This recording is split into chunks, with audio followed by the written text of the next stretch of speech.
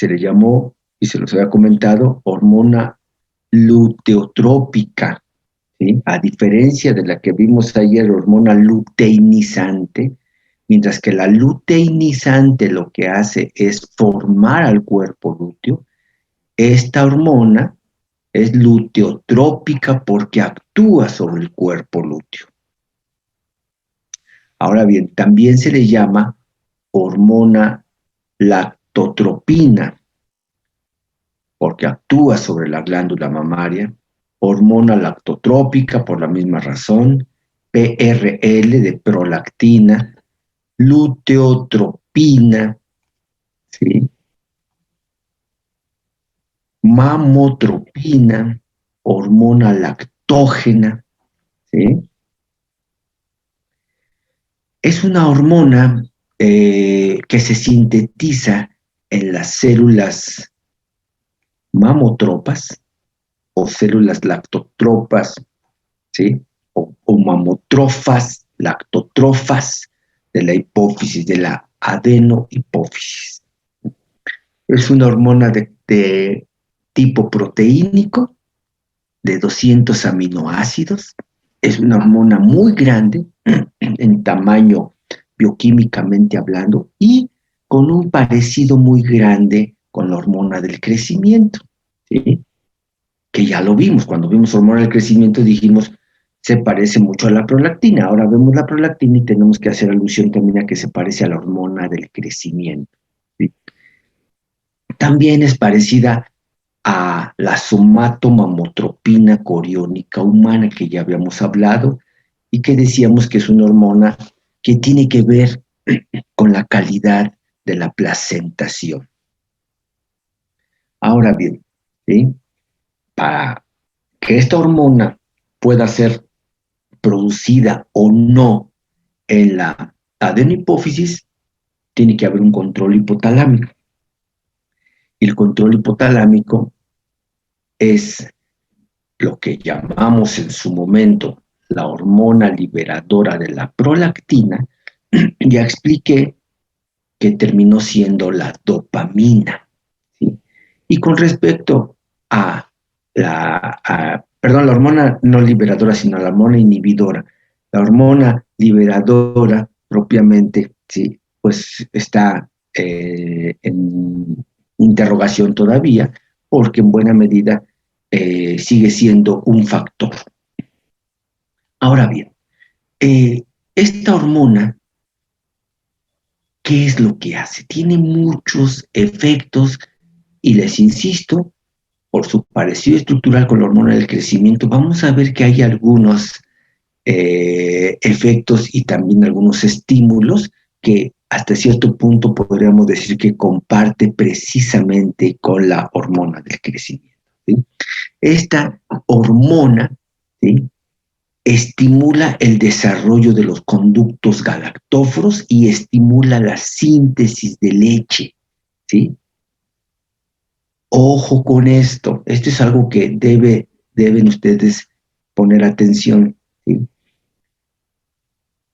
Esta hormona sí produce leche, sí estimula el proceso de síntesis y secreción después de la leche.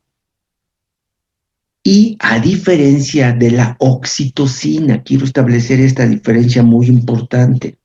La oxitocina, ¿sí?, es una hormona que facilita o promueve la salida de leche, pero de leche que ya esté preformada ahí. Si no hay leche, pues no saca nada, ¿sí? Y esto es importante hacérselos notar porque curiosamente y de manera, ya lo había dicho, de manera equivocada, pues muchos veterinarios cuando una hembra, una perra, una gata, un X animal aparentemente no tiene una buena producción de leche porque los críos no están ganando peso bien, no quedan satisfechos con el amamantamiento, lo que hacen es meterle oxitocina, perdón. Si la oxitocina no estimula la producción de leche, estimula la salida de leche si es que ésta existe. Entonces, ojo con esto es algo que tenemos que establecerlo. Esta hormona sí provoca la síntesis de la leche y coparticipa en la secreción de la misma. ¿Sí? Por otro lado, mantiene viable al cuerpo lúteo y actúa sobre él. Por eso es la hormona otrora llamada la LTH, la hormona luteotrópica, porque actúa en el cuerpo lúteo para mantenerlo, ¿sí? Ya sea tanto durante el ciclo sexual que vimos ayer, así como también durante el embarazo, ¿sí? Ya les dije,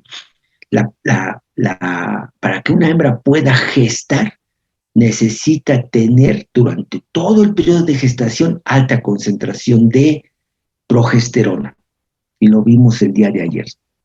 La progesterona se produce principalmente en el cuerpo lúteo, pero también se produce, ¿sí?, en la placenta y también se produce, ¿sí?, en la corteza adrenal. Y esto no lo olviden tampoco, porque cuando ustedes lleguen a materias posteriores, van ustedes a aprender que hay algunas hembras que producen tanta progesterona, por ejemplo, en la placenta, que incluso pueden prescindir del cuerpo lúteo, ¿sí?, y seguir la gestación.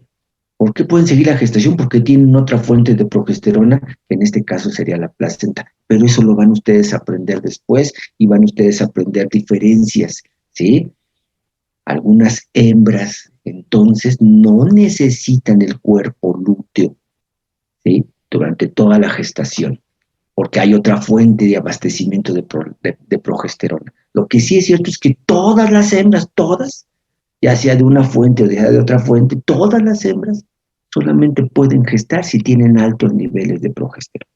Ok. Entonces, la prolactina ayuda a mantener viable al cuerpo lúteo produciendo progesterona para asegurar la gestación. ¿Sí? La prolactina en aves promueve el crecimiento y la secreción del buche. Ojo con esto, la prolactina, por su nombre, pues es una hormona que está a favor de la producción de leche. Y si hablamos de producción de leche, estamos hablando de animales mamíferos. La presencia de esta hormona en las aves, pues uno dice, bueno, ¿y qué importancia tiene si esta es una hormona dirigida hacia la producción de leche? Bueno, en el caso de las aves, que no son mamíferos, que no producen leche, ¿para qué sirve? Bueno, pues promueve el crecimiento y secreción del buche, ¿sí? Lo que se llama, ¿sí?, coloquialmente la leche del buche, lo cual es de entrada pues una aberración, o sea, no puede ser que un ave produzca leche.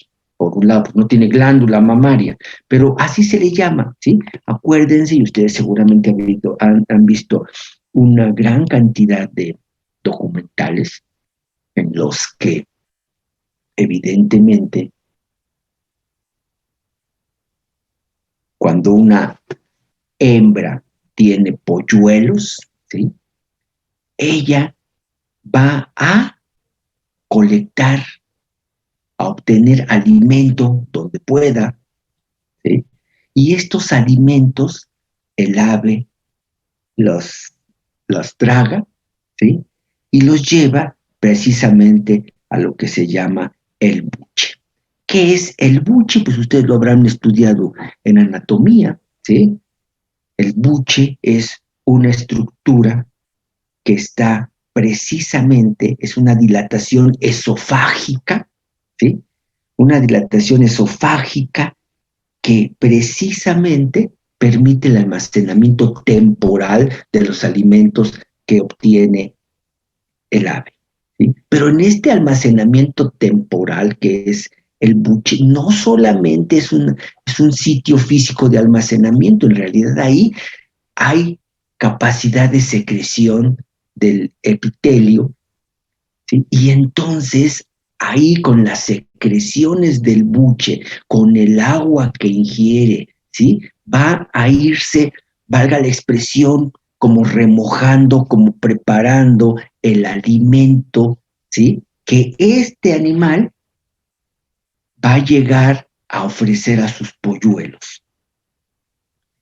Cuando llega con su parvada y con sus hijos, con sus polluelos, el animal regurgita, abre el pico y los polluelos toman directamente del pico, de la cavidad oral del ave, toman directamente este alimento. Y por eso es que se dice, mira, les está dando de comer. Bueno, pues es como si le estuviera dando leche, un mamífero le estuviera dando leche a su cría. Bueno, pues entonces es la leche del buche, así se dice, ¿sí? Y si bien de entrada, como les digo, pues es una aberración, no puede ser luche, no debe ser leche si estamos hablando de un ave, pero así se le dice. Y simplemente podemos decir también simplemente que es la secreción del buche. Y este primer alimento es fundamental. El alimento que les ofrece no es el alimento tal cual la madre obtuvo, sino la procesó temporalmente en el buche, lo regurgita, ¿sí? Y es lo que ofrece a los polluelos. Esto está controlado por la prolactina.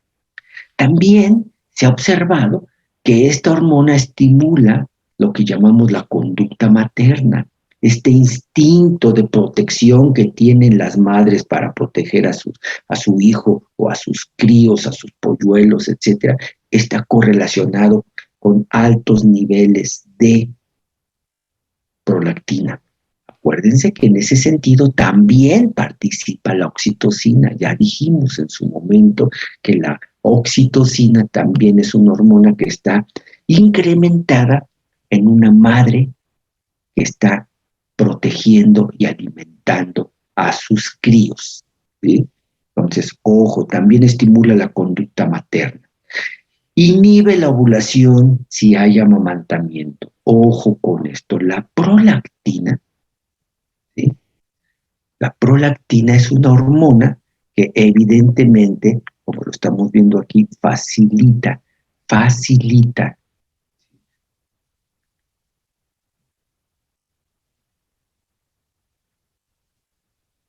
la producción de leche, ¿sí? Y estimula su secreción. Ahora bien, es importante mencionar que la prolactina se va a producir, ahorita lo vamos a ver, desde que está la hembra gestante, se empiezan a producir algunas cantidades pequeñas de prolactina, pero, ¿sí? Evidentemente esto tiene una máxima expresión cuando la hembra pare y tiene que empezar el proceso de lactación. Y ahí es cuando la prolactina incrementa sus concentraciones de manera muy significativa en el cuerpo de la madre. Ahora bien, se sabe muy bien que mientras haya prolactina en grandes cantidades, la prolactina, al igual que lo que vimos ayer con la progesterona, la prolactina inhibe la liberación de gonadotropinas. Inhibe la liberación de gonadotropinas. Por lo tanto, las hembras que amamantan no pueden entrar en estro para tener un nuevo ciclo, ¿sí? Pero ojo con esto. Esto que estoy diciendo es algo que podríamos aplicar a una gran cantidad de animales, pero hay excepciones como todo lo que hemos estado viendo. Esto y esto y esto generalmente se acepta así, pero hay excepciones, pues aquí hay excepciones, ¿sí? Normalmente animales como las vacas, animales como las cerdas, ¿sí? Son animales que una vez que paren y empiezan a amamantar, los niveles de prolactina son tan altos que impiden que haya salida de gonadotropinas. Y si no hay salida de gonadotropinas, no puede haber un ciclo sexual, un ciclo estral que vimos el día de ayer, o el ciclo menstrual también. Si hay gonadotropinas, perdón, si hay prolactina elevada, no hay gonadotropinas. Y si no hay gonadotropinas, no hay ciclos. Y si no hay ciclos, pues no puede haber ovulación y por lo tanto una hembra mientras esté amamantando no puede volver a quedar gestante nuevamente. No se puede aparear y no puede quedar gestante, ¿sí? Ok, esto es lo lógico de acuerdo a este tipo de información, ¿sí? Pero hay excepciones. Por ejemplo, hay animales como las conejas que ellas pueden estar amamantando y de todos modos, ¿sí? Pueden manifestar receptividad y pueden aparearse y son animales, ojo con esto, las conejas son animales que pueden estar gestando, perdón, estar amamantando y estar gestando al mismo tiempo, ¿sí? De manera común. Hay hembras como las cerdas que lo más común es que mientras están amamantando, ¿sí? Los niveles de prolactina impiden que entren en calor otra vez las hembras y entonces ellas no hay posibilidad de aparearse. ¿Hasta cuándo se vuelven a aparear las cerdas? Hasta que dejan de amamantar, hasta que se destetan a los críos, en este caso las cerdas, hasta que destetan a los lechones, pasando días después de que ya destetó y que ya no hay estímulo de el mamado. Si ya no hay estímulo de mamado, ya no hay prolactina, y si no hay prolactina, bajan sus niveles, y si bajan sus niveles, salen gonadotropinas e inicia un nuevo ciclo, y la cerdita se puede volver a parear. Pero, repito, ¿sí? Eso es lo que pasa en muchos animales. Esto es, podríamos decir, que lo que sucede en una gran cantidad de animales, pero repito, hay excepciones. Esto que estoy describiendo, en parte, ojo con esto, y también esto está conectado con lo que vimos el día de ayer, en parte esto funciona también en la mujer, ¿sí? En parte. Se ha observado que algunas mujeres, mientras amamantan, tienen prolactina elevada y mientras tengan prolactina elevada no pueden tener precisamente ciclos estrales. Y si no hay ciclos, pues entonces, ¿sí? No pueden quedar embarazadas, ¿sí? Pero esto lamentablemente no funciona para todas. Es más, no es ni siquiera el 30%, probablemente un veintitantos por ciento de las mujeres les funciona esto, ¿sí? Que mientras están amamantando, ¿sí? Mientras están amamantando, no pueden quedar gestantes, ¿sí? Y hay mujeres que incluso, si a ellas les funciona esto, hay mujeres y hay poblaciones sobre todo, porque esto probablemente tenga una connotación también de carácter genético. Hay poblaciones, algunas regiones del mundo en donde esto se ha observado que funciona y por lo tanto, una mujer que acaba de tener un bebé mientras amamante no tiene que estarse preocupando porque si tiene relaciones sexuales pueda quedar otra vez embarazada, porque mientras amamante no va a quedar embarazada. Y ahí, en estos lugares, lo utilizan también como un método anticonceptivo. Pero repito, esto no es lo que funciona en la mayoría de las mujeres y tristemente ustedes pueden darse cuenta, ¿sí?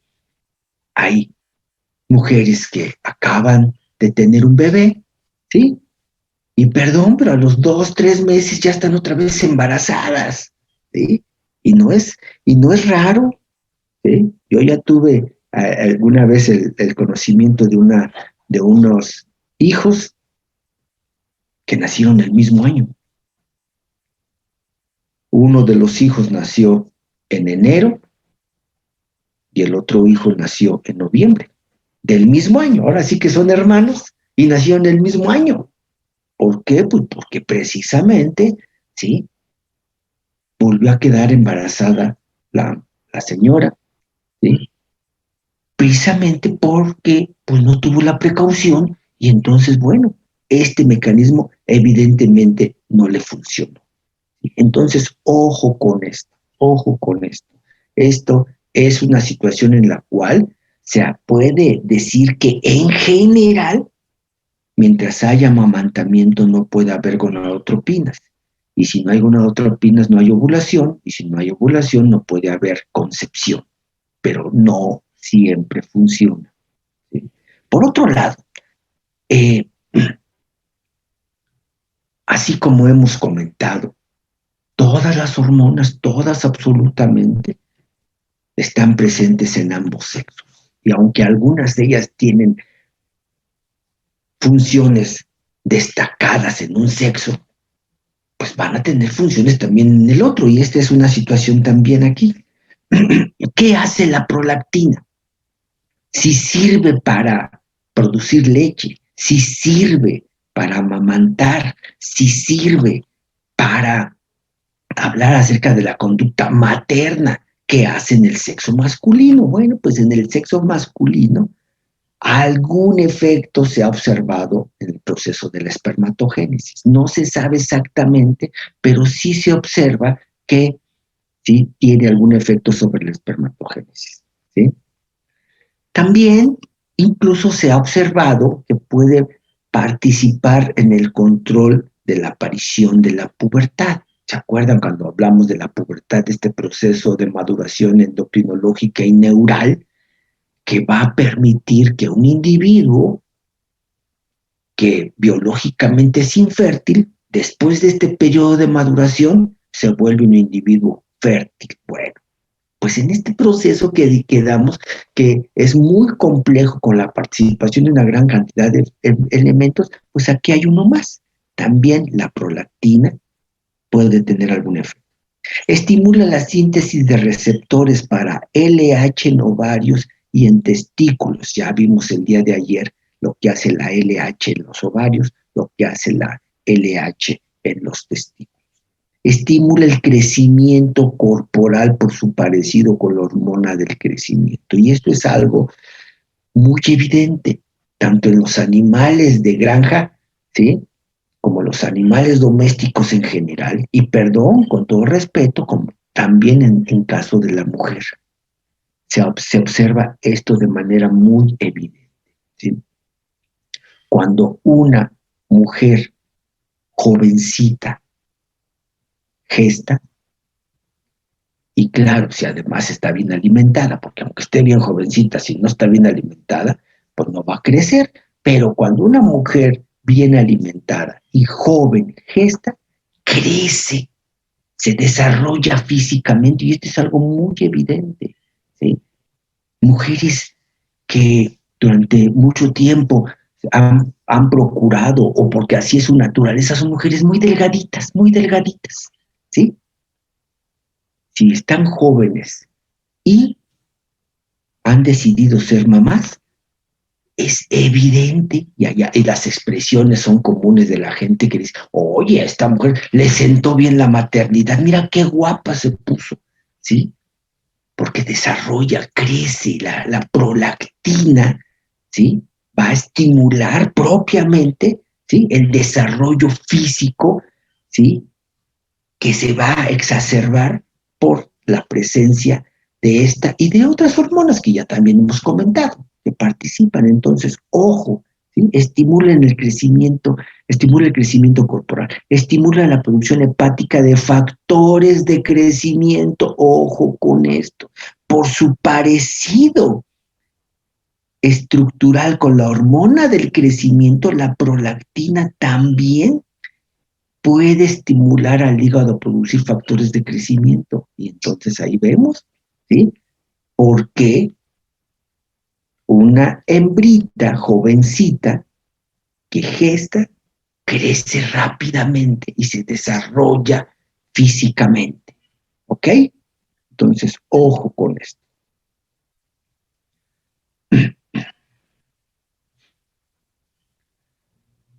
La concentración plasmática de la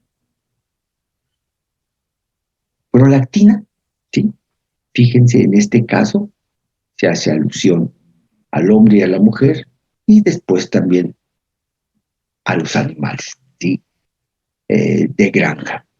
Fíjense, la concentración plasmática de prolactina en el hombre es de 8 nanogramos por mililitro, ¿sí? En la mujer no gestante hasta tiene menos que el hombre, 5 nanogramos por mililitro. Pero ya la mujer gestante o lactante llega a tener hasta 180 nanogramos. Vean ustedes aquí, ¿sí?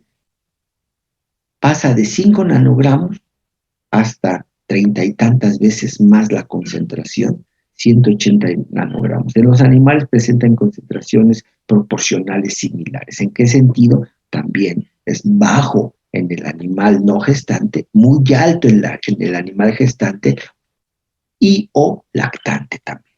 Ahora bien, fíjense, y otra vez aquí la situación de el parecido entre la hormona del crecimiento y la prolactina. Estímulos que incrementan la secreción, sueño profundo.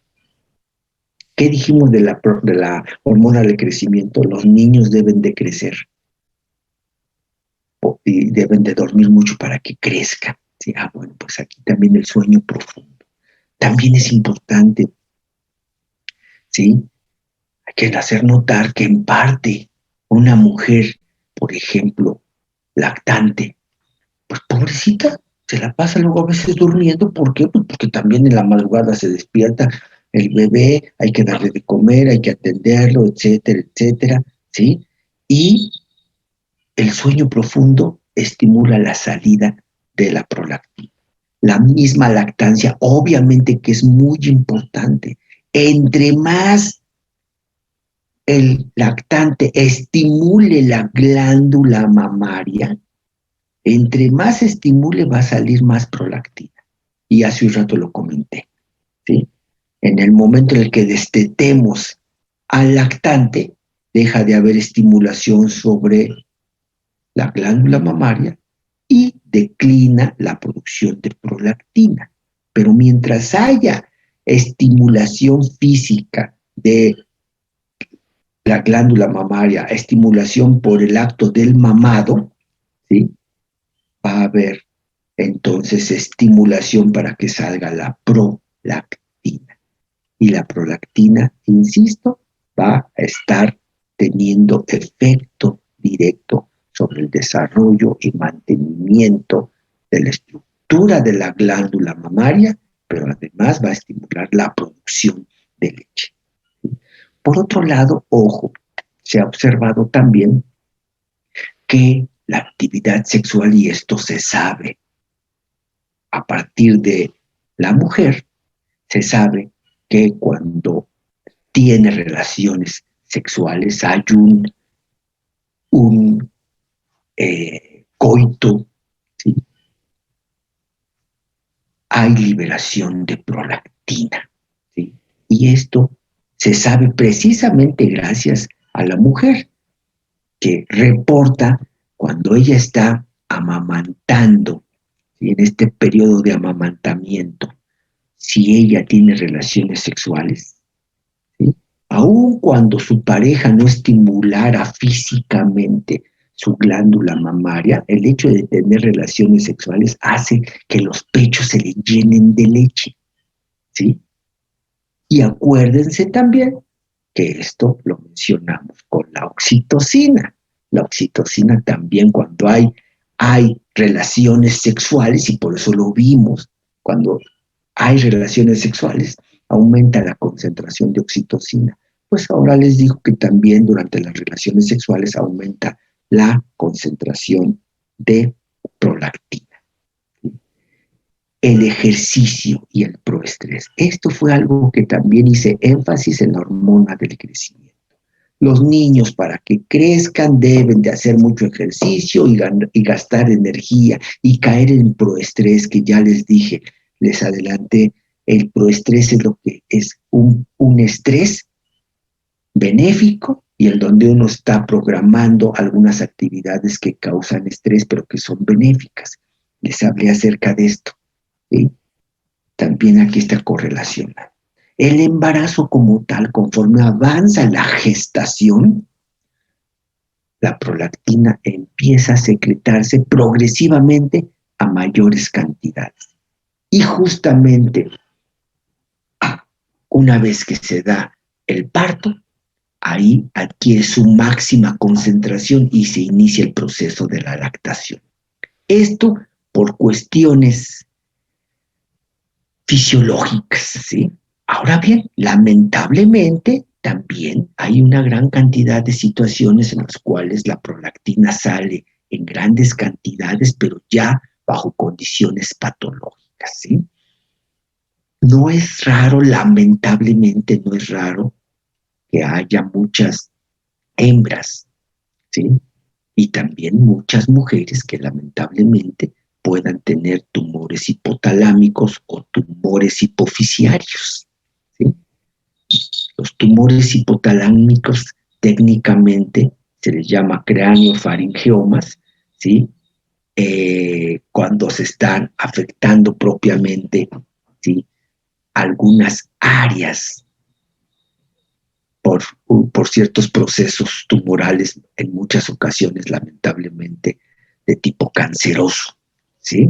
Craneofaringiomas. A veces son tumores benignos, pero a veces son malignos. Entonces, cuando hay tumores en el hipotálamo o tumores en la hipófisis, prolactinomas, ¿sí? Acuérdense que el sufijo oma, ¿sí?, es relacionado con un crecimiento, ¿sí?, exagerado que puede ser de origen de tipo canceroso. Entonces, ustedes que vean, prolactinoma es un tumor o un crecimiento, ¿sí?, en las células que producen, ¿sí?, la prolactina. Entonces, ojo, esto lamentablemente, repito, no es raro, no es raro. Y en donde más se estudia, evidentemente, es en la mujer. Si yo tengo un animal de granja con un tumor hipotalámico, con un tumor hipofisiario, pues simplemente es un animal que no va a tener ciclos, que no va a poder, que si los tiene a lo mejor es infértil, y entonces en última instancia tengo una hembra que yo la seleccioné como reproductora y es infértil, ¿sí? Pues perdón, ¿sí? Y esto es lo que a veces se critica mucho al veterinario, pero pues esta es una reacción normal, perdón. Tengo un animal que seleccioné y es infértil, lo típico, pues perdón, es un animalito que se va al rastro y se acabó el problema, ¿sí? En animales de compañía esto se ha ido observando también y se ha ido estudiando, pero definitivamente mucha de esta información proviene del estudio, pero en el humano y particularmente en la mujer, ¿sí? Por otro lado, también hay influencia de fármacos, ojo, ¿sí? Les recuerdo que la dopamina precisamente es la hormona inhibidora de la prolactina. Bueno, por ejemplo, puesto que la dopamina ya la habíamos visto como parte de lo que son las catecolaminas, acuérdense, las catecolaminas, dopamina, noradrenalina y adrenalina. Como hemos visto a la dopamina como también un mediador químico en el sistema nervioso, bueno, pues entonces fíjense, hay algunos medicamentos, como aquí dice las fenotiacinas, butirofenonas, benzamidas, hay algunos medicamentos que son tranquilizantes que al mismo tiempo son eh, imitadores de la dopamina, ¿sí? O están relacionados con la dopamina. Algunos de estos medicamentos, fíjense, dice, medicamentos bloqueadores de receptores dopaminérgicos, bloqueadores, ¿sí? Son sustancias que pueden actuar como, ¿sí?, un lítico directo, ¿sí? Sustancias que dentro de sus efectos se unen a receptores dopaminérgicos para que la dopamina no pueda actuar. Y si la dopamina es la hormona hipotalámica inhibidora de la prolactina, y aquí no puede actuar la dopamina, entonces hay, como quien dice, exceso de producción de prolactina, ¿sí? Y esto ya es una alteración importante, ¿sí?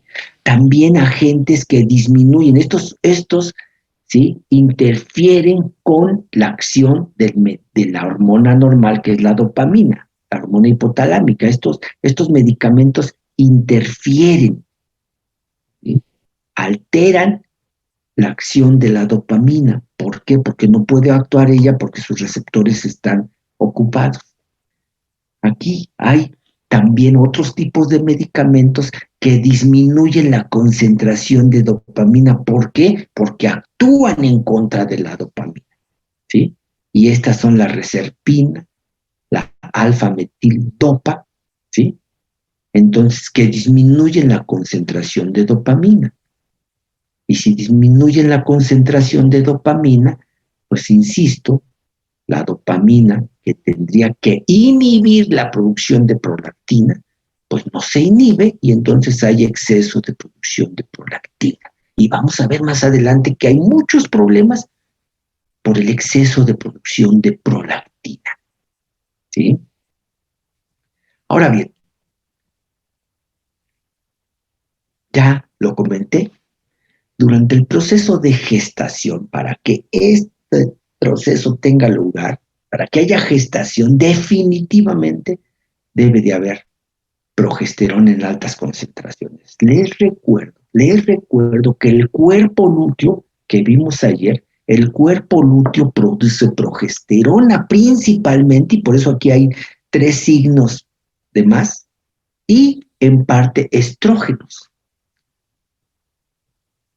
Ahora bien, esto lo está produciendo durante toda la gestación, ¿sí? Y esto es lo que va a permitir que la hembra pueda llevar a cabo este proceso tan complejo, pero también, ¿sí? Va a ir desarrollando específicamente algunos tejidos, preparando a la madre a un parto y después a un amamantamiento. Entonces hay desarrollo mamario, ¿sí? Pero evidentemente nada más se desarrolla la glándula mamaria, pero no va a haber producción de leche, nada más la está promoviendo su desarrollo físico, ¿sí? Aún, dice, sin lactación porque todavía no hay prolactina en grandes cantidades, ¿sí? La prolactina se va a ir produciendo paulatinamente, se va a ir produciendo en pequeñas cantidades. Pero mientras hay altas concentraciones de progesterona, la prolactina tiene apenas una presencia discreta. Ahora bien, ya hemos comentado, viene ya el término de la gestación y viene el parto. Con el parto, ¿sí? Tiene lugar la expulsión de los productos. Ya les he dicho, a pesar de que estemos hablando de una mujer, o a pesar de que estemos hablando de un animal que pare un solo crío, no es erróneo decir que viene el parto y hay que expulsar los productos. Y ustedes, bueno, pero ¿por qué los productos si nomás es un solo crío? Acuérdense que el producto de la gestación es el crío y también la placenta, que necesariamente tiene que ser expulsada después de que ha salido el crío, ¿sí? Entonces, por eso aquí en plural no está mal dicho, expulsión de los productos, ¿sí? Salida de la placenta, descenso súbito de los niveles de progesterona. Si la placenta también produce progesterona, ya lo dije, y si el parto tiene lugar porque se destruyó el cuerpo lúteo que era productor de progesterona, pues entonces descienden súbitamente los niveles de esta hormona, ¿sí? Y cuando, acuérdense, cuando la progesterona elevada inhibe la salida de gonadotropinas. Por eso se da la gestación. Cuando se da la destrucción del cuerpo lúteo bajan los niveles de progesterona y al bajar los niveles de progesterona salen las gonadotropinas. Dice, desbloqueo de parte de la progesterona sobre las gonadotropinas. Mientras haya progesterona elevada, no hay gonadotropinas, pero apenas baja esta, salen gonadotropinas. ¿Y qué hacen las gonadotropinas? Pues lo que ya vimos, sale primero la FSH. ¿Qué hace la FSH? Promueve la estimulación del crecimiento folicular. Y cuando hay crecimiento folicular, empiezan a producirse estrógenos. Y son los estrógenos los que ya, por enésima vez lo menciono, ¿sí? Los estrógenos elevados, aparte de todas las funciones que vimos el día de ayer, también los estrógenos elevados inducen a que el útero, ¿sí?, tenga receptores para oxitocina a nivel del miometrio. El miometrio desarrolla receptores para oxitocina.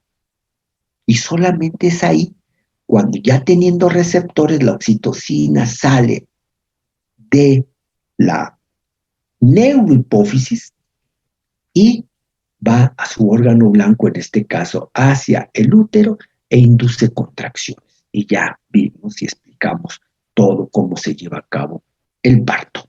Entonces, precisamente, ¿sí?, gracias a esto, hay entonces, tiene lugar el parto. Y una vez que ya parió, la hembra recibe estimulación sobre la glándula mamaria y se empieza a dar el proceso precisamente de lactación. Y a partir de ese momento, ¿sí?, entre más estímulo haya de amamantamiento, mayor cantidad de prolactina se estará produciendo. A más amamantamiento, más prolactina, ¿sí? Ok, esto es lo que sucede precisamente, ¿sí?, en forma natural. Y les decía, mientras esté lactando, ¿sí?, varios animales, y con todo respeto también varias mujeres mientras estén lactando, ¿sí?, los niveles de prolactina altos a veces inhiben la salida de gonadotropinas, pero a veces no. Entonces, por eso, repito, no puede ser utilizado por todas las mujeres como un método anticonceptivo el amamantamiento. No puede ser. Entonces, bueno, esto es también una parte que también hay que verlo como, sí, una alternativa, pero no confiable, de que pudiera haber, ¿sí?, inhibición de la gestación.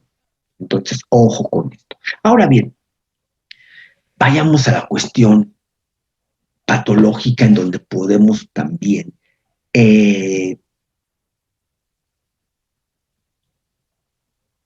poner en evidencia buena parte de esta información que hemos ahorita analizado, ¿sí? Miren, hablemos entonces de la hiperprolactinemia, una situación en la cual hay mucha producción de prolactina.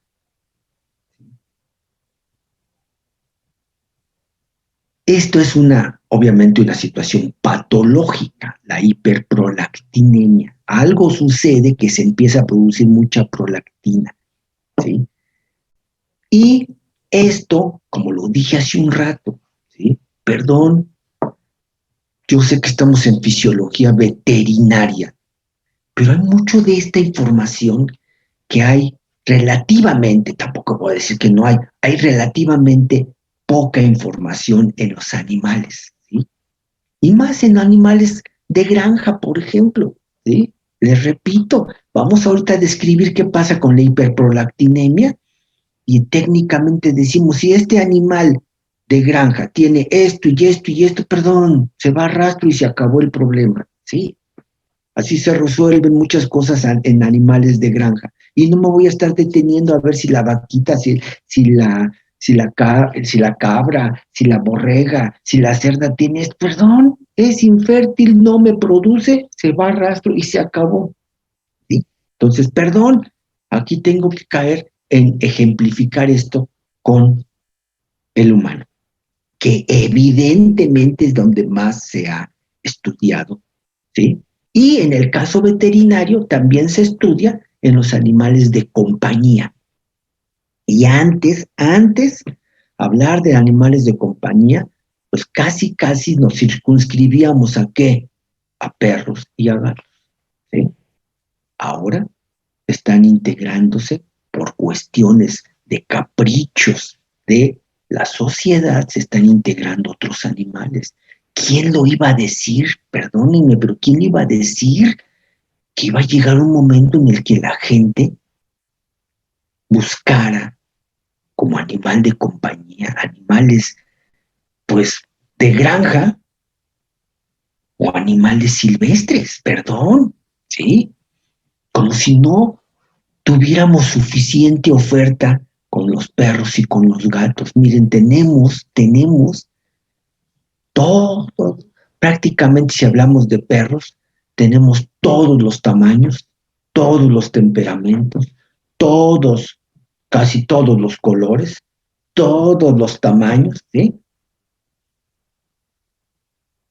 Y sin embargo, queda satisfecha la gente y quiere otros animales. Y si entre más raros, a veces mejor. ¿Sí?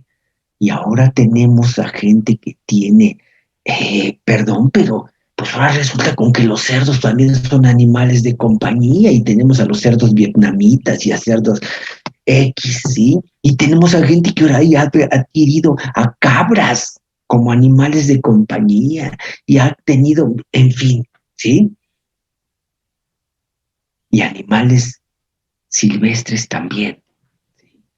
Es que, ¿por qué tienes un animal de este tipo como animal de compañía? Es que me encantan los animales y me encanta la naturaleza. ¿Sabes qué? Pues si te encantan los animales, si te encanta la naturaleza, déjalos en paz y deja la naturaleza en paz y deja que los animales, ¿sí?, sean libres y que vivan lo que deben de vivir, ¿sí? Pero bueno, estas son posiciones que cada quien.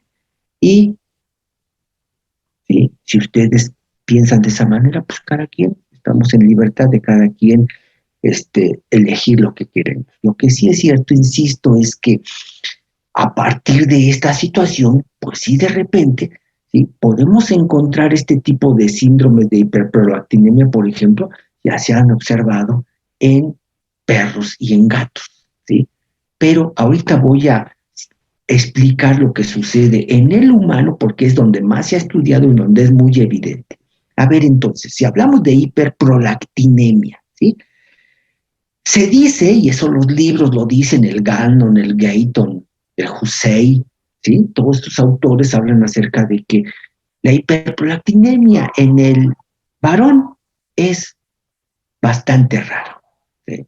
Bueno, yo nada más les digo una cosa, que después de dar muchos años esta materia, no es raro, ¿eh? No es raro que me he encontrado en el salón de clases, cuando doy este tema, ha habido muchachos que al terminar la clase me dicen, oiga, doc, a mí me parece que yo tengo parte de eso, ¿sí? Y se los comento, porque dicen que es muy raro, ¿sí? Y debe de serlo. Tampoco les digo que cada semestre hay gente que me dice eso, no, pero sí es raro proporcionalmente.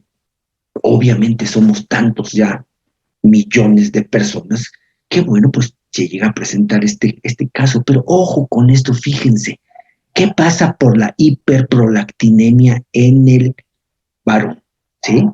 Lamentablemente son cosas que, pues, evidentemente son alteraciones muy importantes, ¿sí?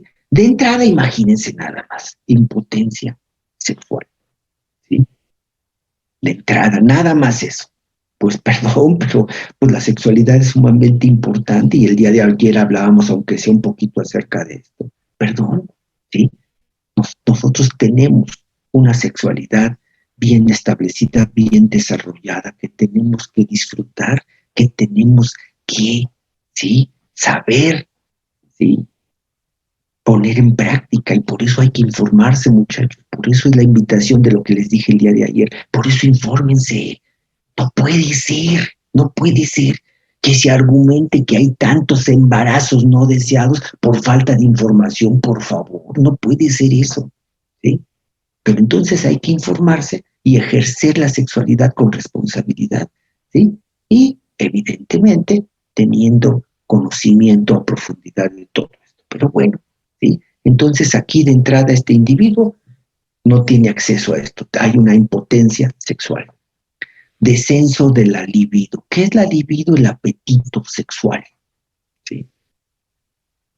Próstata pequeña, ¿sí?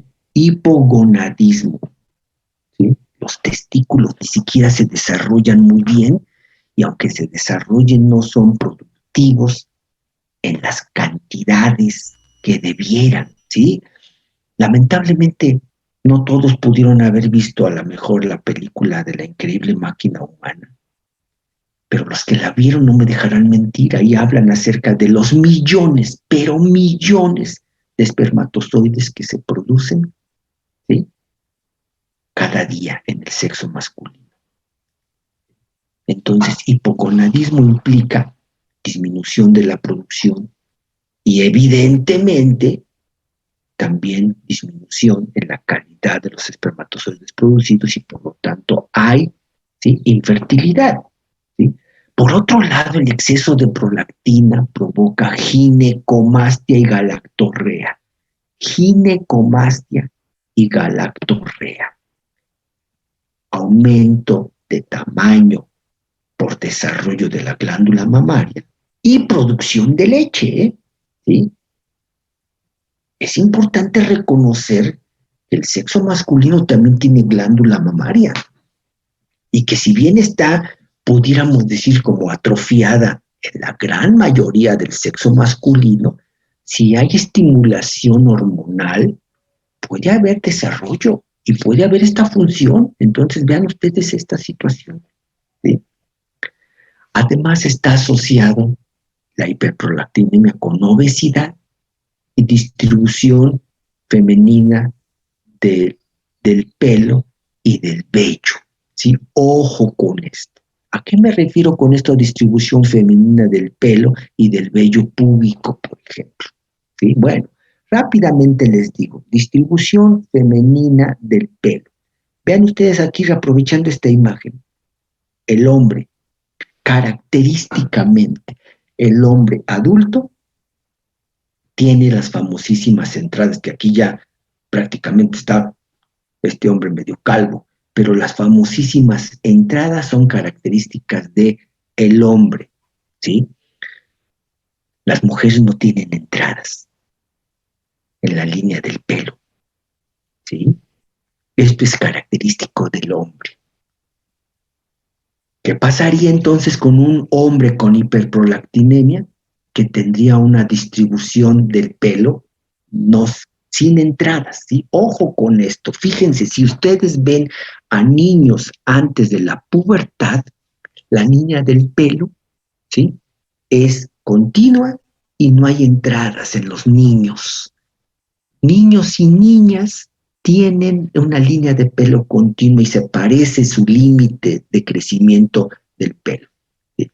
Pero cuando se alcanza la pubertad, el niño en ese momento empieza a modificarse su línea del pelo, y en ese momento se establece el principio de las famosas entradas, que con el paso del tiempo pueden convertirse en entradas cada vez más grandes, y con el paso del tiempo, pues bueno, es mucho más característico, y afortunadamente, que en el hombre puede haber caída de pelo y hay hombres calvos, vamos, ¿sí? Pero esto es normal, vamos, nadie se sorprende de ver un hombre calvo. Lo que sí es sorprendente y lamentable ver a mujeres calvas, ¿sí?, que también se llega a dar. Entonces, ojo, en este sentido, aquí dice distribución femenina del pelo. Entonces, una persona con hiperprolactinemia, lástima que esta es una persona que no tiene pelo, pero estrictamente tendría un pelo abundante y debería de tener una línea sin entradas. Esto es con respecto a al pelo, ¿sí? A la línea del pelo, la línea del cabello, ¿sí? Pero ¿qué pasa con la distribución femenina del vello púbico? Del vello púbico, ¿sí? Bueno, pues entonces, permítanme ir para atrás para aprovechar por aquí alguna imagen que alguna vez les pasé no hace mucho y que precisamente la podemos aprovechar ahora, ¿sí? Aquí, ¿sí? Vamos a ver esto. ¿Cómo es la distribución del vello púbico? Si bien no es tan evidente en estos esquemas, ¿sí? Sí es importante hacer notar la distribución del vello púbico. El vello púbico en la mujer, ¿sí? Tiene un, una forma como de un triángulo, ¿sí? En donde el vértice va a dar hacia los labios vulvares, el vértice y y la base del triángulo está en la parte superior. El vértice es en la parte inferior. Esta es la distribución femenina del vello púbico. La distribución femenina del vello púbico. La distribución masculina del vello púbico es un triángulo también, pero en donde el vértice ahora está hacia arriba, ¿sí? Y aunque aquí no es muy evidente, sabemos muy bien que existe una línea de vello entre el ombligo hacia, ¿sí?, los genitales en el hombre y que a veces es tenue y a veces es un poquito más prominente, pero el triángulo está invertido. El vértice está hacia arriba y la base del triángulo hacia abajo. En el caso de la mujer, el vértice hacia abajo y la base del triángulo hacia arriba. Si hablamos acerca de un individuo con hiperprolactinemia, tendría un vello púbico de este tipo. ¿Ok? Entonces, a eso se refiere con esto que acabo yo de explicar. Aquí está. ¿Sí? Esto es lo que sucede. Por eso este signo aquí y por eso esta imagen también. ¿Qué es lo que pasa rápidamente antes de que veamos tengamos un receso? ¿Sí?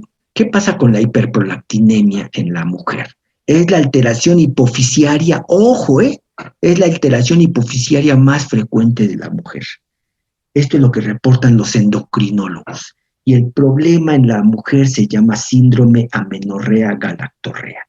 Por exceso de prolactina hay amenorrea. Ya dijimos el día de ayer que es la amenorrea. Es la no manifestación de ciclos menstruales, la no manifestación de menstruación. Una mujer que estaba ya menstruando y de repente se interrumpe, puede ser por exceso de prolactina, amenorrea. Acuérdense, hablamos de amenorrea primaria y amenorrea secundaria. En este caso era una amenorrea secundaria porque si era una mujer que ya estaba presentando ciclos menstruales, de repente se interrumpe, es una amenorrea secundaria. Hay galactorrea. Hay, ¿sí? Obviamente ginecomastia, pues ya la mujer de por sí tiene desarrollados los pechos. Descenso de la libido, hipoestrogenismo, vagina atrófica, sequedad vaginal, ¿sí? Por lo tanto, técnicamente hay impedimento para que pueda tener relaciones sexuales y si las tiene son sumamente dolorosas. Y evidentemente, ¿quién quiere tener una relación sexual dolorosa? Si eso duele, pues no quiero eso. ¿Para qué? ¿Para qué quiero eso? ¿Sí? Aparte porque endocrinológicamente esté impedida para tener una relación sexual satisfactoria, lubricada, una satisfacción en donde pueda haber, ¿sí?, un coito satisfactorio. Entonces, esto, repito, No es nada raro, estamos diciendo que es la alteración endocrinológica probablemente la más frecuente reportada precisamente por los médicos. ¿Qué es lo que se puede hacer? ¿Cómo se sabe que hay hiperprolactinemia? Pues se toman muestras de sangre y se ven los niveles en suero de prolactina, ¿sí? Por radioinmunoanálisis o por cualquier otra técnica en laboratorio se determinan los niveles de prolactina, ¿sí? Ahora bien, como lo dije hace un rato, en el caso particularmente del humano, esto se ha observado últimamente también por el exceso de medicamentos, y ya los dije, probablemente la sociedad que más medicamentos se mete es la sociedad estadounidense. Ya les dije, ellos hasta para la comida comen muchos suplementos, como pues comen puras hamburguesas y otras cosas, ¿sí? Ellos toman puros suplementos vitamínicos, todo, pues, ellos toman eso, pero también toman pastillas para dormir, pastillas para despertarse, pastillas para la digestión, pastillas para esto, pastillas para el otro, para la tranquilización contra el estrés, etcétera. Bueno, de ellos se ha observado que si hay medicamentos que pueden interferir con la dopamina, pues hay que quitar, dice aquí, suspensión de terapia con fármacos que inducen alteraciones en la dopamina. Terapia para contrarrestar el hipotiroidismo también, ya comentamos, ¿sí? La tiroides tiene mucho que ver en muchos de estas consecuencias y es la hormona que, por cierto, vamos a ver a continuación, la glándula tiroides, ¿sí?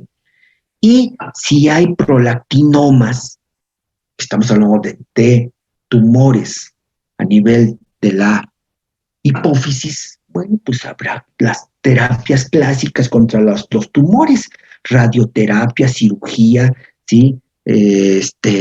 Quimioterapia, etcétera, o terapia con agentes dopaminérgicos que en un momento dado pudieran ayudar. Entonces, esto es lo que las consecuencias de la hiperprolactinemia, ¿sí? En fin, ¿hay alguna pregunta, muchachos? ¿Hasta aquí? No, doctor, gracias. Si no la hay, entonces, por favor, 5 minutos de descanso, por favor. Gracias.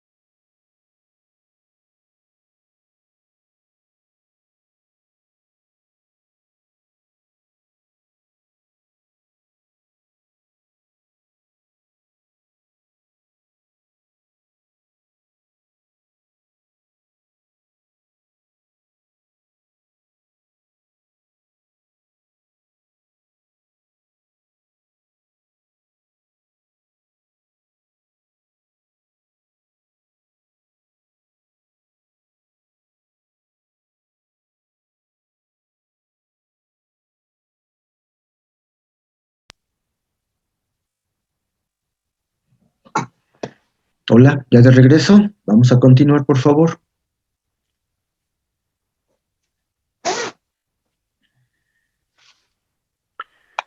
Bien, ahora vamos a pasar al estudio de otra glándula.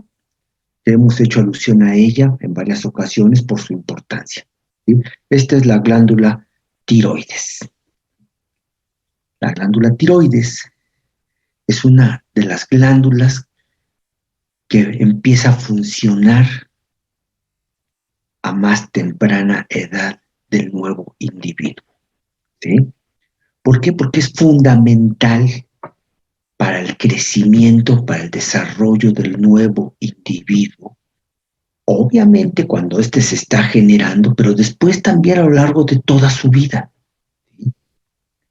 Es una glándula que es producto de una evaginación del suelo faríngeo y que está ubicada en la parte anterior o ventral de la tráquea. En la parte anterior o ventral de la tráquea. ¿Sí? Es una glándula que está estructurada en lóbulos. Existe un lóbulo derecho, un lóbulo izquierdo, y en el caso particular del humano, del cerdo y de otros animales, también existe un lóbulo que se llama piramidal. ¿Sí? Un lóbulo derecho, un lóbulo izquierdo, y aquí no es tan evidente, pero hay un tercer lóbulo que crece y tiene como un piquito, así como está aquí, nada más que aquí en medio, y es lo que se llama el lóbulo piramidal. ¿Sí? Aquí también, ¿sí? Se puede observar esto. ¿Sí? En muchos otros animales, en lugar de un lóbulo piramidal, que aquí les digo, no es tan evidente, en las fotografías, por ejemplo, que muestra Gannon, sí es evidente que hay como un tejido que une a los lóbulos y que tiene como un piquito, una proyección hacia arriba, por eso se llama el lóbulo piramidal. Pero en muchos animales no existe el lóbulo piramidal, está el lóbulo derecho, el lóbulo izquierdo y el istmo tiroideo. El istmo, entendido precisamente como un tejido que une al lóbulo derecho con el lóbulo izquierdo, el istmo. ¿Sí? Y hay también algunos animales, por ejemplo, como en las aves y los roedores, en donde están el lóbulo derecho y el lóbulo izquierdo, pero no hay tejido que los una. Son como dos lóbulos separados. ¿Sí? Entonces, ojo con esto. Por otro lado, ¿sí? ¿Por qué es tan importante esta glándula tiroides? Porque produce unas hormonas que están relacionadas con el metabolismo. Ahora bien, ¿sí? ¿Cómo está estructurada esta glándula tiroides? ¿Sí? Tiene una lámina basal que está rodeándola, que es de tejido conjuntivo, pero en el parénquima de la glándula, ¿sí? Están folículos tiroideos, folículos o ácidos tiroideos. Estos folículos o ácidos tiroideos son conjuntos de células tiroideas organizadas de forma concéntrica y es lo que se llaman los folículos. ¿Sí? Entonces existen células foliculares y estas son las células foliculares. Estas son las células foliculares. Estas son las células foliculares. ¿Sí? Células foliculares tiroideas. Este es un folículo tiroideo. Este es un folículo tiroideo. ¿Sí? Pero entre los folículos, ¿sí? También hay otras células. ¿Sí? Y unas de ellas se llaman células parafoliculares. Células parafoliculares que por su nombre, parafoliculares que están a un lado, parafoliculares que están a un lado de los folículos, a las cuales también se les llaman células claras, por su aspecto, o células C. Estas células las vamos a dejar ahorita ahí, porque después las vamos a estudiar. ¿Por qué? Porque estas células parafoliculares o células C van a producir también otra hormona que tiene que ver con los niveles de calcio, ¿sí? Y que va a ser una hormona que vamos a ver, la calcitonina, ¿sí? Pero después la vemos. Ahorita vamos a centrar nuestra atención precisamente en las células foliculares tiroideas, en estos folículos, ¿sí? Estos folículos llaman la atención que además contienen en el interior un material, ¿sí? Como de color rosado o de color violeta tenue. Y esto es el coloide tiroideo. El coloide tiroideo. Vamos a ver qué hay en el coloide.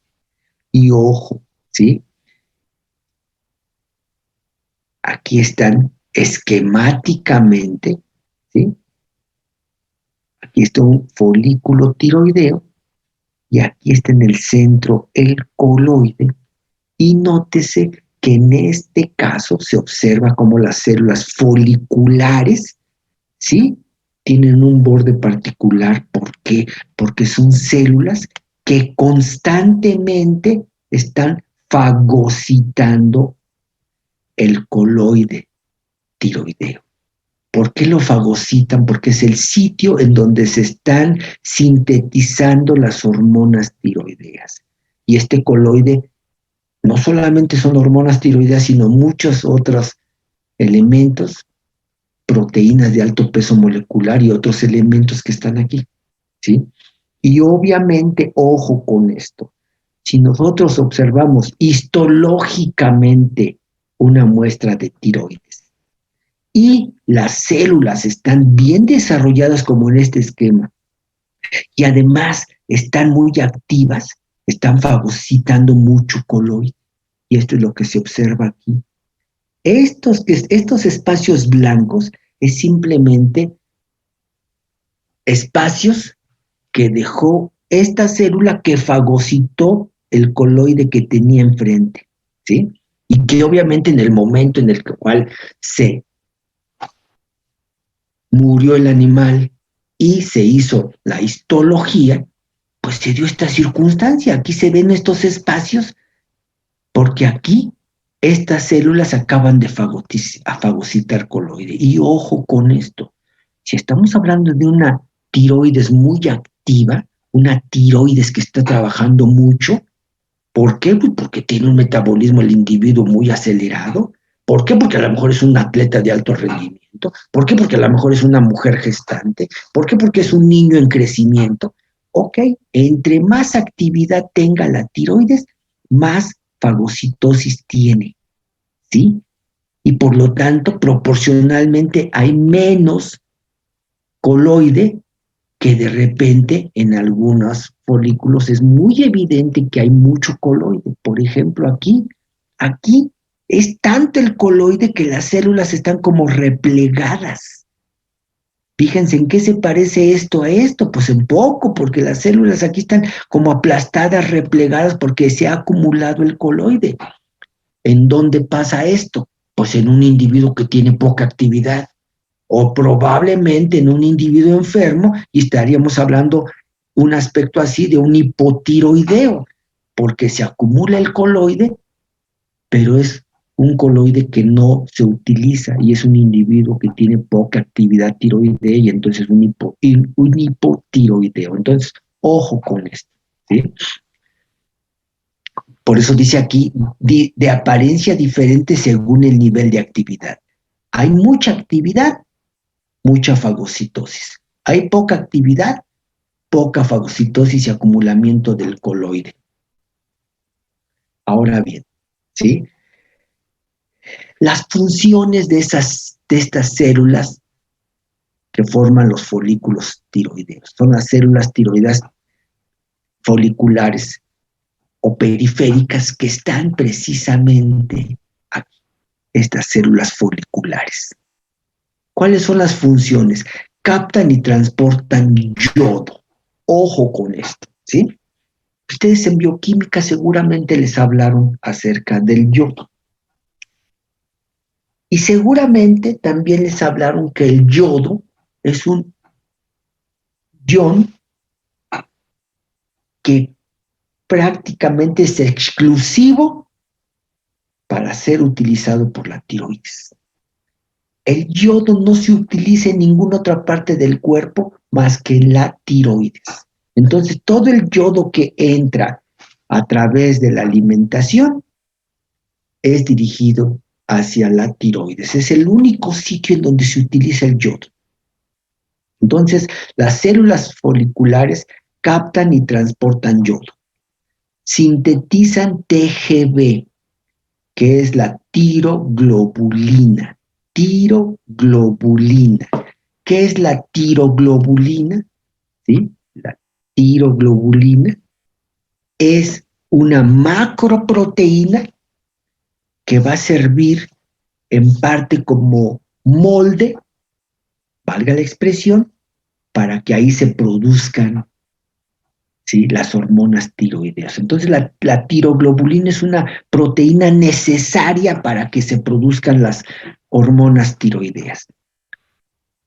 Estas células entonces sintetizan tiroglobulina, pero también estas células fijan al yodo, al tiroglobulina, y después separan las hormonas que se sintetizaron aquí junto con la tiroglobulina, separan las hormonas tiroideas de la tiroglobulina y las secretan hacia la sangre, ¿sí? Es importante mencionar que la vida media o la semivida de las hormonas tiroideas es probablemente la vida media más larga que hay dentro de la fisiología, ¿sí? Hasta el momento es la hormona que tiene una vida media más prolongada. Cuando se sintetizan hormonas tiroideas y salen a torrente sanguíneo, estas son las hormonas que son excepcionalmente de vida media muy prolongada.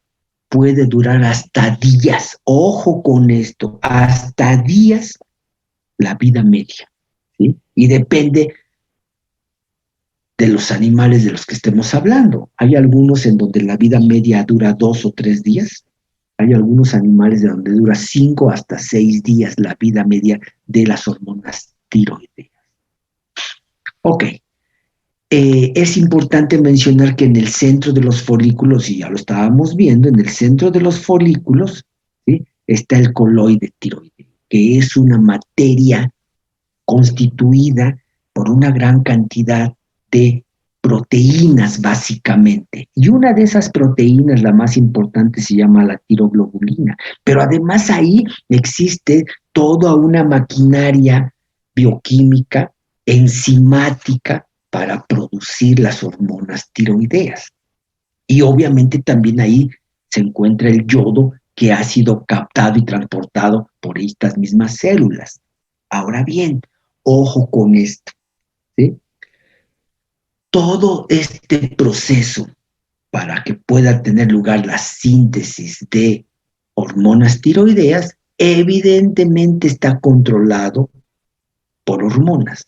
Y la hormona que controla el proceso de síntesis de hormonas tiroideas es la TSH, la hormona estimulante de la tiroides, ¿sí?, que se produce, ya saben ustedes, ¿dónde se produce? Pues en las células tirotropas o tirotrofas de la adenohipófisis, ¿sí? Ojo con esto. La TSH entonces va a estimular el funcionamiento de la glándula tiroides y la síntesis de hormonas tiroideas. La TSH estimula una bomba de yoduro que hace que pase el yodo que se consumió a través de la dieta, el yodo pase al interior de las células foliculares, ¿sí? Ya se dieron cuenta, evidentemente, que todo esto está en el libro, ¿verdad? Sí, todos estos esquemas están en el libro y para eso creo que, pues justamente para eso les ayuda. Así es que ustedes no tienen pretexto para decir que les falta información, ahí está todo esto y todo esto está resumido y ustedes nada más lo único que quiero es que pongan atención y que entiendan las cosas y que tomen nota de alguna cosa que ustedes consideren. Ya les dije que por favor, idealmente, ustedes deberían de leer el libro antes de la clase, porque entonces así ya tienen el conocimiento más o menos básico y pueden comprender mejor las cosas y hacer preguntas para disipar dudas. Idealmente ustedes lean el libro antes de la clase, ¿sí? Pero bueno, es una recomendación que yo les hago y si ustedes lo quieren hacer, qué bueno. Entonces, les repito, todo esto lo tienen ustedes ahí en el libro. Y les decía, entonces, la TSH estimula varios procesos de esta síntesis de hormonas tiroideas. Uno de ellos es estimular a la bomba de yoduro. La bomba de yoduro está aquí, ¿sí? Bomba de yoduro, que es impulsada a su funcionamiento por la TSH. ¿Por qué es una bomba? Ya sabemos. Si es una bomba es porque va en contra del gradiente de concentración y si es una bomba y va en contra del gradiente, tiene que utilizar ATP. Ah, bueno, pues entonces esto es una bomba, ¿sí? Un sistema en donde el yoduro que entró por la dieta anda circulando y entonces el yoduro es bombeado al interior de la célula folicular, ¿sí? Y una vez que ya está aquí, como es bombeado, significa que aquí hay más yodo que aquí afuera, por eso es bombeado. Si aquí hubiera poco yodo y aquí hubiera mucho, entraría por gradiente de concentración, que por cierto, ¿sí? Ay, esta situación, ustedes se han dado cuenta, ya voy casi terminando de calificar los exámenes, pero yo sí les digo, ¿sí?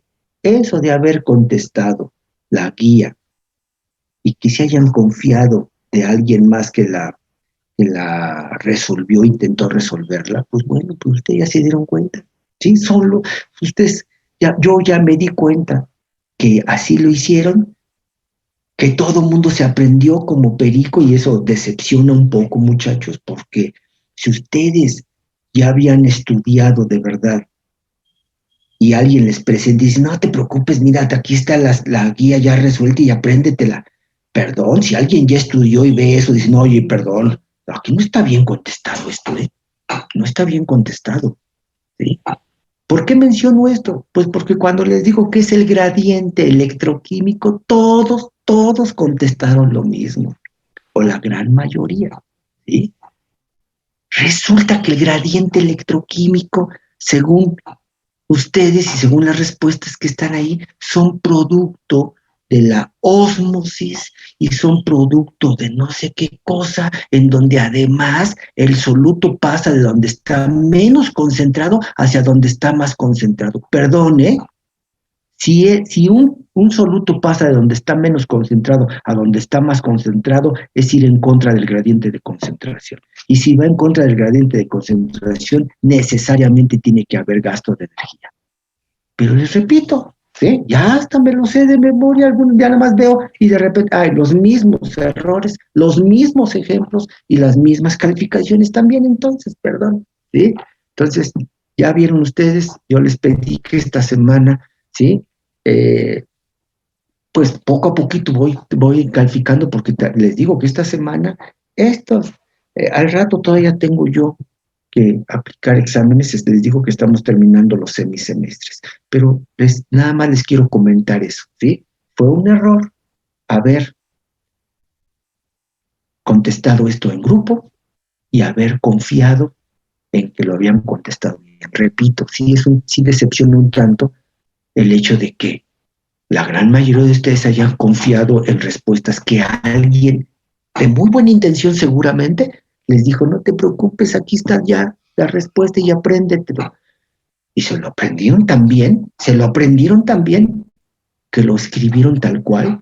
Y les repito, todo mundo contesta lo mismo qué es el gradiente, nadie contesta lo que es el gradiente, pero sí dicen que va de menor a mayor concentración, que la ósmosis está ahí.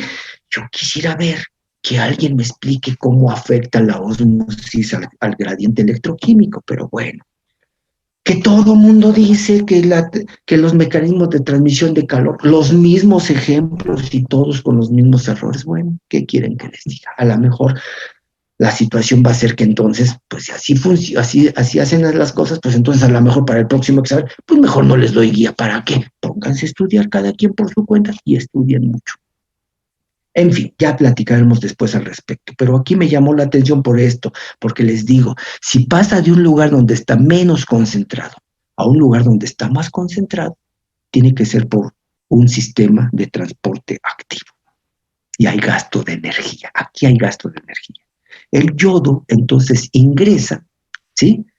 Y este yoduro, después ahora sí, aquí como hay mucho yodo, pasa al interior del coloide por difusión facilitada. Pasa de donde hay más yodo a donde hay menos yodo, entonces pasa por difusión facilitada, sin gasto de energía. ¿Sí? Entonces, ojo, el yodo que entra, ¿sí? Es yoduro porque está ionizado con carga negativa, se va a unir aquí a un aminoácido, ¿sí? Un aminoácido que es la tirosina. En el folículo, en el centro del folículo, ¿sí? Está la tiroglobulina. ¿Qué es la tiroglobulina? Ya les dije que es una proteína que funciona como una matriz en donde ahí se anclan aminoácidos tirosina. Esto no es todo el aminoácido tirosina, es nada más una parte que me interesa que ustedes vean. Pero aquí está anclado todo el aminoácido tirosina. Y aquí nada más está viendo cómo está conectado. Pero esto es un aminoácido tirosina, ¿sí? Y la tirosina tiene un ciclo aromático aquí, y en donde bioquímicamente el yoduro se puede unir o al carbono 3 o al carbono 5. Al carbono 3 o al carbono 5. Entonces, si llega un yoduro aquí y se une aquí en este punto, si esto es la tirosina, ahora se llama, ¿sí? Va a tener un nombre en donde va a estar relacionado precisamente con, ¿sí? El sitio en donde se puso el ion y se convierte la tirosina en una monoyodotirosina. ¿Sí?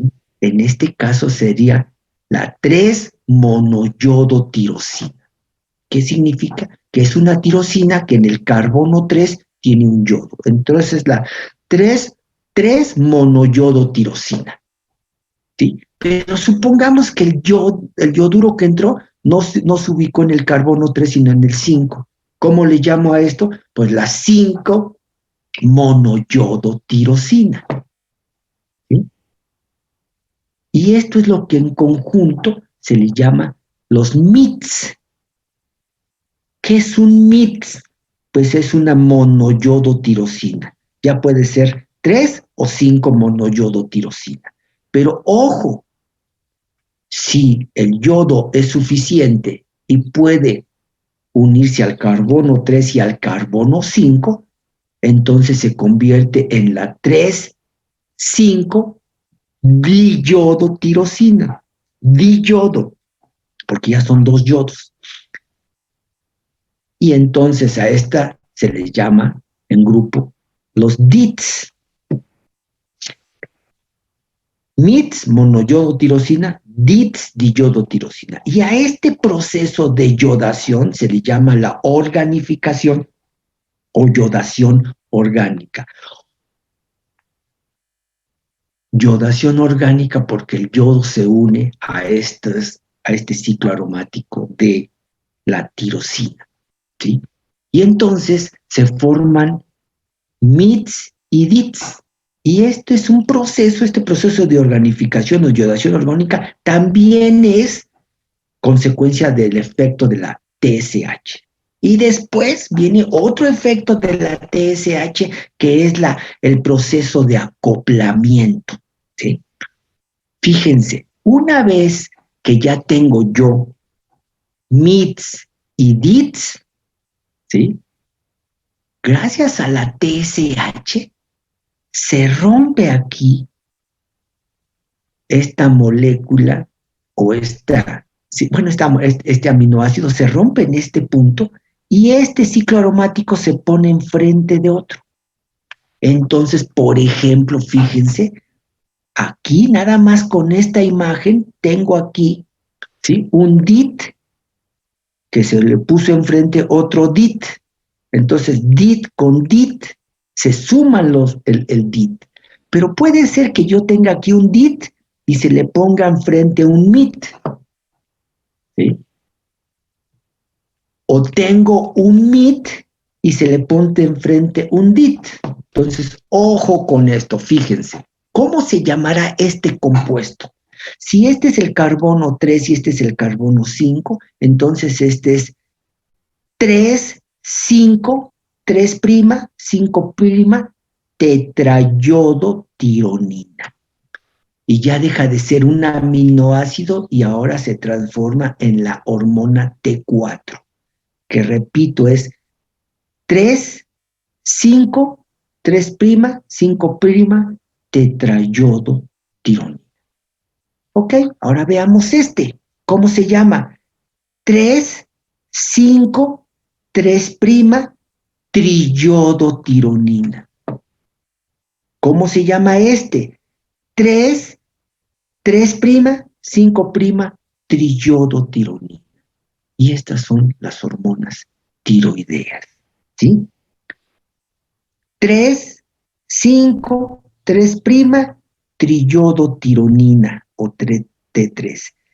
3, 5, 3', 5' tetrayodotironina o T4.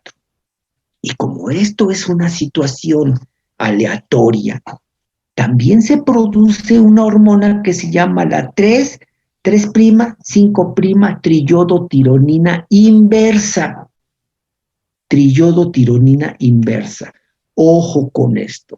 En todos los animales estudiados se obtiene triyodotironina inversa, que nadie sabe hasta este momento si sirve para algo. Pero bueno, el que no sepamos, no hay que desecharlo y decir, esto no sirve para nada. No, perdón. De momento no se sabe si sirve. Por lo tanto, cuando se habla de las hormonas tiroideas, se habla de T3 y de T4. Este proceso es el proceso de acoplamiento, la combinación de un MIT con un DIT, de un DIT con otro DIT o de un DIT con un MIT. Este proceso de acoplamiento también está, ¿sí?, mediado por la TSH. Y aquí vemos entonces todo esto. Ahora ya se sintetizaron las hormonas tiroideas y están aquí ancladas en la TGB, la tiroglobulina.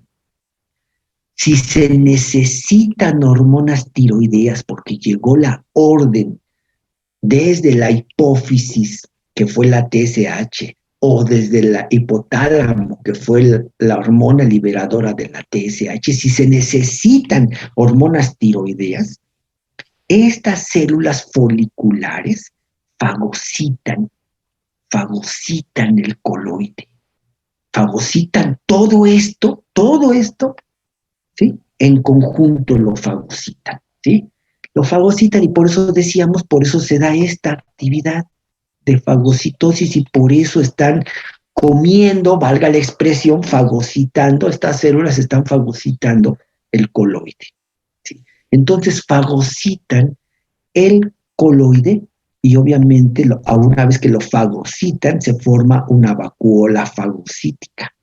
Esta vacuola fagocítica es expuesta a enzimas, ¿sí?, a enzimas, y lo cual hace que por dentro se rompa y se desprenda las hormonas tiroideas, T3, T3 inversa y T4. Se obtienen y esas se exocitan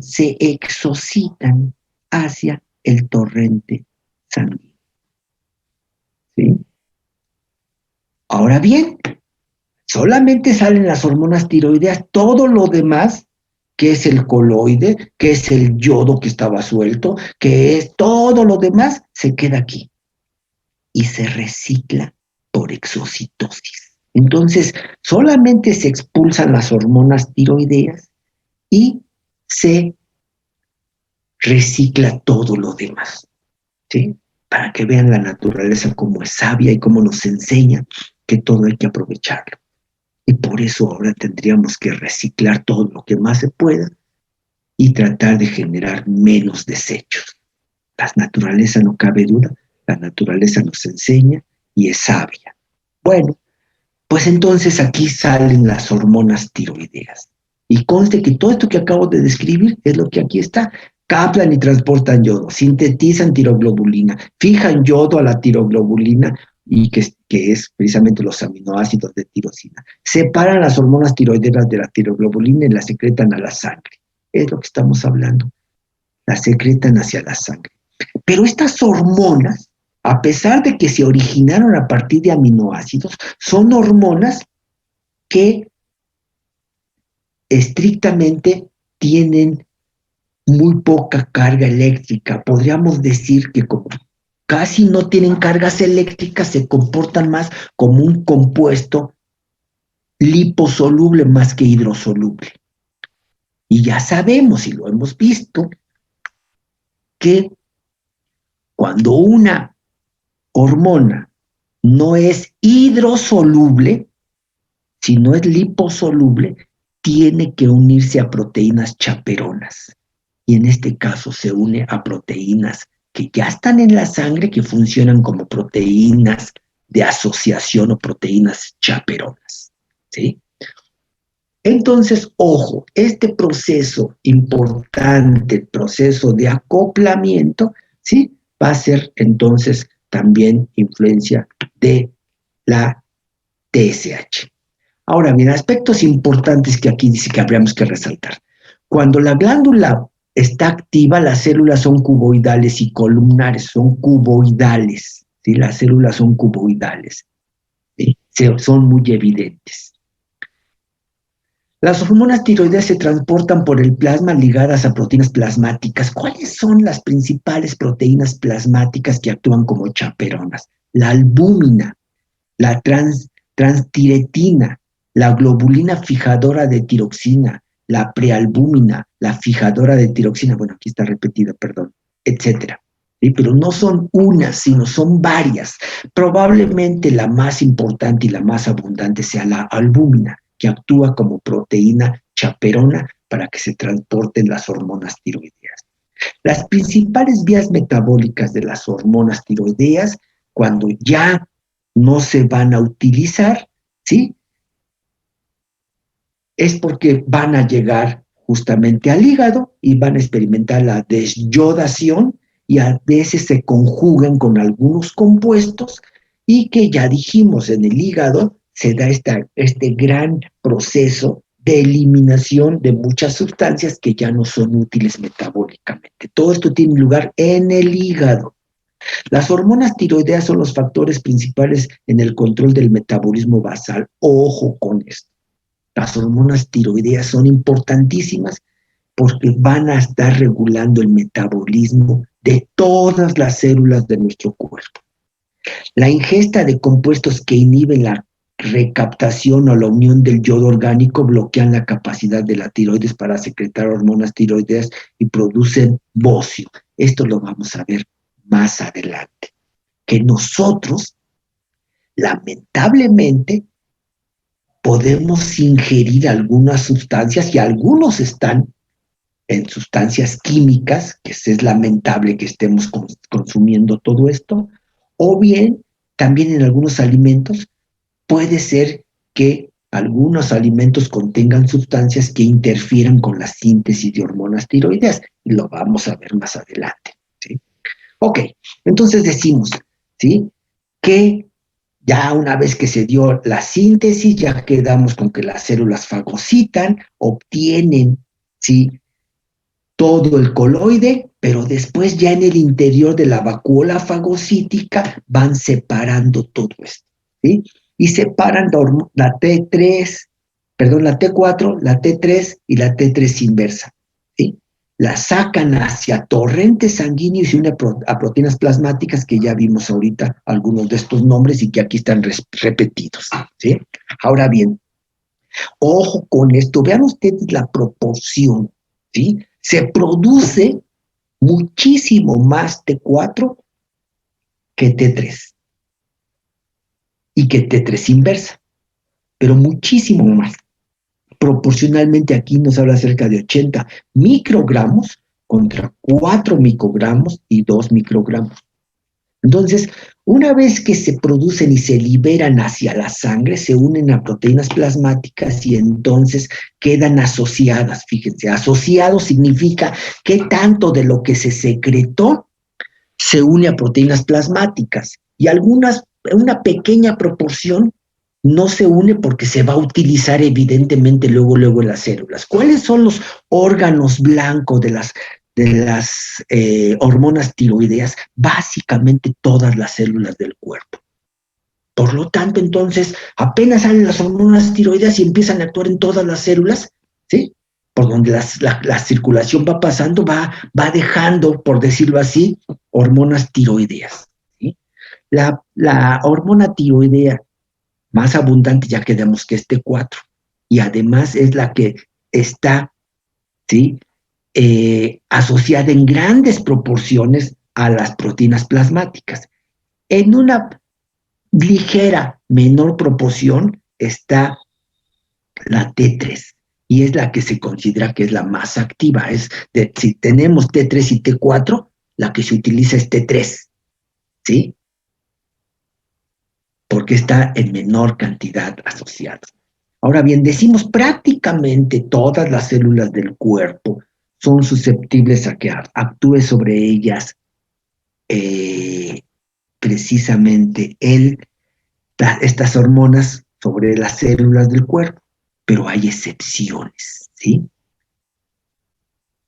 En donde aparentemente, y esto repito, aparentemente no es tan necesaria la hormona tiroidea para que lleven a cabo su metabolismo. ¿Cuáles son esas excepciones? En parte el cerebro, en parte el vaso, útero, testículo, adenohipófisis y ganglios linfáticos son sitios en donde no se han observado receptores, pero esto de que no se han observado no quiere decir que no existan. Ha habido algunas dificultades técnicas para identificarlos, o es probable que de veras no tengan receptores, pero podemos decir así en forma general que prácticamente el órgano blanco de las células tiroideas pues es básicamente cualquier tejido del cuerpo, ¿sí? Ahora bien, ¿sí? Ya habíamos comentado, estas hormonas tienen una vida media muy prolongada, especialmente y en el caso de los humanos, hasta 6 días, fíjense, hasta 6 días. En otros animales duran 2, 3 días, 4 días. Aquí hasta 6 días, ¿sí? Y van a ser eliminadas a nivel del hígado, como ya hemos dicho, ¿sí?